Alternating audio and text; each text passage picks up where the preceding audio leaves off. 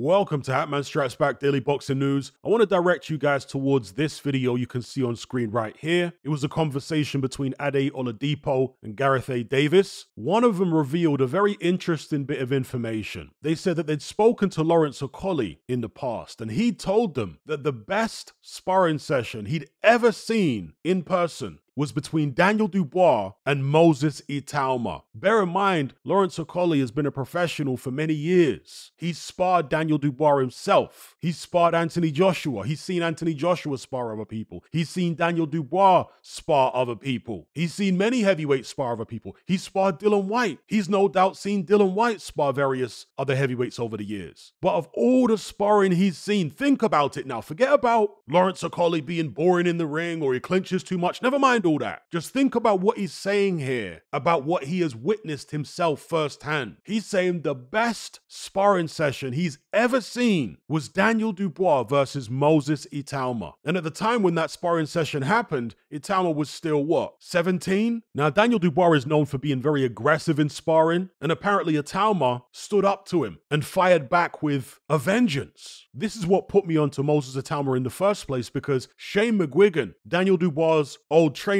said at the time when he was training him that Dubois had been sparring this teenager called Moses Itauma, and McGuigan said he could not believe how good Itauma was. He called him a phenomenal talent. This is when Itauma was still an amateur, before all the hype about him had started, when he was still unknown to most boxing fans. Shane McGuigan, who was training Daniel Dubois at the time, said that this kid is absolutely phenomenal. He said he was going at it with Daniel Dubois in sparring and at least holding his own. And my interpretation of that is, and I could be wrong here, right? But it's just me speculating, that Itauma was actually getting the better of it. And I say that because Shane McGuigan was training Dubois back then. Trainers tend to skew things in favor of their own fighters. So you got a little 17-year-old kid coming in. I say little, right? He's a heavyweight, but a 17-year-old kid coming in, sparring your charge, Daniel Dubois. For Itauma to be holding his own, or even getting the better of it, that's going to be embarrassing for Daniel Dubois, who was a professional for several years at that point. I'm talking about from a PR perspective, right? Dubois might not care, but from a PR perspective, his team must be thinking, well, it's not a good look for us if this 17-year-old is getting the better of Daniel in the gym. So if you're going to talk about the sparring session, then maybe you say, well, Itauma held his own, he did really well, as a way of softening what actually happened, which was Itauma got the better of it. Again, that's just me speculating. Maybe I'm wrong, but even if that is the case and I am wrong, and Itauma just held his own rather than getting the better of it, it's still a measure of how much potential he has. Gareth A. Davis, not so long ago, was saying that he thinks Itauma can break Mike Tyson's record and become the youngest heavyweight champion in history if he gets the opportunity before May next year. Now, him saying that was kind of ridiculed a little bit by Ade Oladipo and several other people. And look, Gareth A. Davis has said plenty of silly things, but on this particular occasion, I don't think that what he said was very silly at all. I think Itauma is a precocious talent. He's a prodigy. He's not a normal prospect. Gareth A. Davis asked Ade Oladipo whether he thought Itauma could beat AJ right now. And again, Ade Oladipo kind of scoffed at the idea and thought Gareth A. Davis was losing his marbles. Ade Oladipo was very dismissive of Filip Hrgović. He didn't rate him very highly. But following the way that AJ was destroyed by Daniel Dubois, he might want to reassess his view of Filip Hrgović, because Hrgović ended up doing much better than AJ did against Daniel Dubois. Clearly Hrgović, and I've been saying this for years, has got one of the best chins in the heavyweight division. A far better chin than Anthony Joshua has ever had. Personally, I think right now, based upon the way AJ was destroyed by Dubois and the psychological and maybe neurological consequences of that devastating defeat, I think Itauma would beat AJ right now. Yes, I've said it. Before the Dubois fight, I wouldn't have said that. But the damage he took in that fight and the lack of know-how he displayed despite all his experience, yeah, I'd take Moses Itauma to beat Anthony Joshua right now. As would Duke McKenzie, by the way, who's on a roll when it comes to predicting boxing matches. He, in a recent TalkSport appearance, said that Itauma would punch Anthony Joshua to pieces. I agree. Again, people are going to be looking at the age and the inexperience of Itauma. Folks, look at the age and the miles on the clock of AJ. He came out there at Wembley against Daniel Dubois, and he was the one that was more nervous. You seriously think AJ's got more confidence than Moses Itauma? I'm telling you, he hasn't. Do you think AJ at this stage has got better reflexes than Itauma? I'm telling you, he hasn't. I think Itauma could take him right now. But Itauma, of course, has got a fight against Dempsey McKean on the Usyk Fury rematch undercard. We'll see how that goes. There was some talk of Itauma fighting the loser of the Wardley Clark rematch. I definitely don't want to see that, given what happened to Fraser Clark. Some of you may think I'm going overboard with Moses Itauma. Look, I'm not saying that Itauma at this stage is guaranteed to go on to be the best heavyweight in the world. That's not what I'm saying. What I'm saying is I think he's talented enough, and he's enough of a precocious talent, enough of a prodigy to beat certain brand name heavyweights right now. I'm not saying he beats everyone right now, but I think he could beat certain brand name heavyweights today. Top 10 guys. There are other fighters who I wouldn't pick Itauma to beat right now, but one of the ones I would pick him to beat is Anthony Joshua. Anyway, that's just my take on it. Give me your take in the comment section below. And before I go, make sure you check out these videos that I've just uploaded to my Patreon page. One of them is a nearly 3-hour career review on Riddick Bowe, where I analyze footage of many of his most significant fights. So this is not the screenshots I use on YouTube. This is actual video footage of his fights. And I've also uploaded this video of the first round of Beterbiev versus Bivol, where I'm actually counting the number of punches landed, because CompuBox for that particular round was way off. Not even close to being accurate. The real punch stats for that round were far closer than CompuBox had them. And they missed the best punch of the round, which was actually landed by Artur Beterbiev. That's a fact. That's not conjecture. I show it in this video in slow motion, in HD, so there can be absolutely no doubt whatsoever. If you want to access this video along with hundreds of hours worth of other exclusive boxing content, as well as our members chat, just head on over to my Patreon page and select the tier called the Boxing Brotherhood. There's no contract, no commitment. You can cancel at any time, just like Netflix, but it's a hell of a lot cheaper.